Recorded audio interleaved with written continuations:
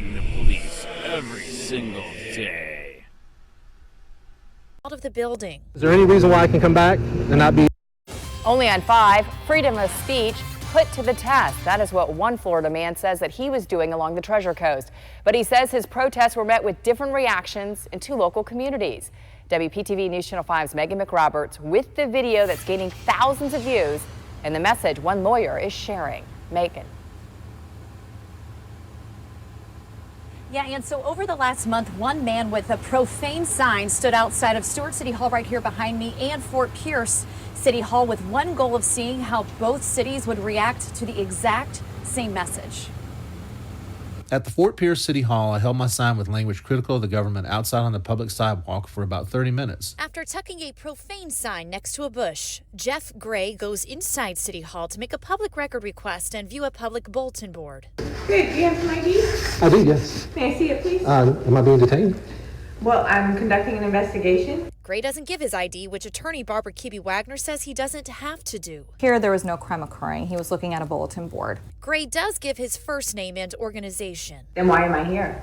You tell me. After several minutes of questioning, police ask him to leave. Because apparently your sign, which is providing vulgar messages, is, and they have that right. Here, I don't know why she's requesting for him to leave. He's not doing anything wrong. First Amendment protect your right to be critical of the government.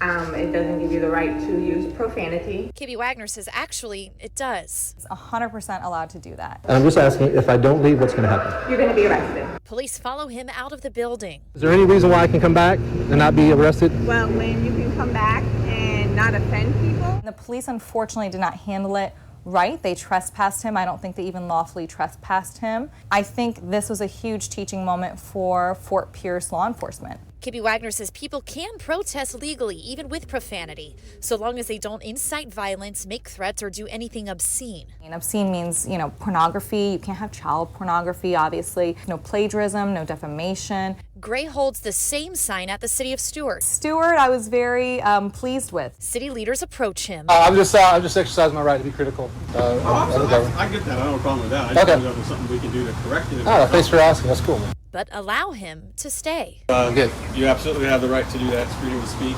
They handled it beautifully.